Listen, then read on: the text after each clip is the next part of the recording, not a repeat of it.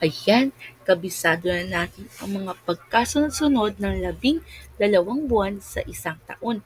Muli nating pag-aralan ang mga ito at ang mga mahalagang selebrasyon na ipinagdiriwang natin sa bawat buwan. Umpisahan natin sa Enero o January.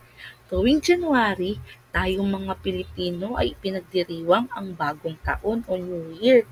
Sa Pebrero naman ay ang araw ng mga puso o araw ng mga pag-ibig. Abril, ang araw ng kagitingan. Dito ay ating binibigyan ng selebrasyon ang ating mga magigiting na bayani. Mayo naman ang araw ng mga manggagawa. Hunyo ang araw ng kalayaan ng Pilipinas, kung saan tayo ay nakalaya mula sa mananakop. Nobyembre naman ang araw ng mga patay at ang Disyembre o December ay araw ng Pasko.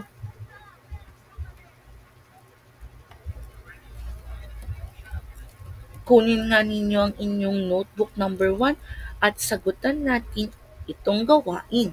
Sabi sa panuto, isulat sa patlang ang angkop na buwan kung kailan ito ipinagdiriwang. Number 1, araw ng mga puso.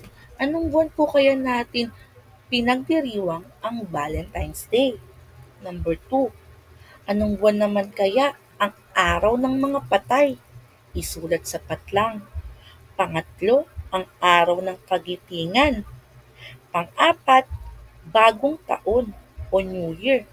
At panglima, anong buwan kaya ipinagdiriwang ang araw ng mga manggagawa? Sagutan ang limang mga selebrasyon sa inyong notebook number 1.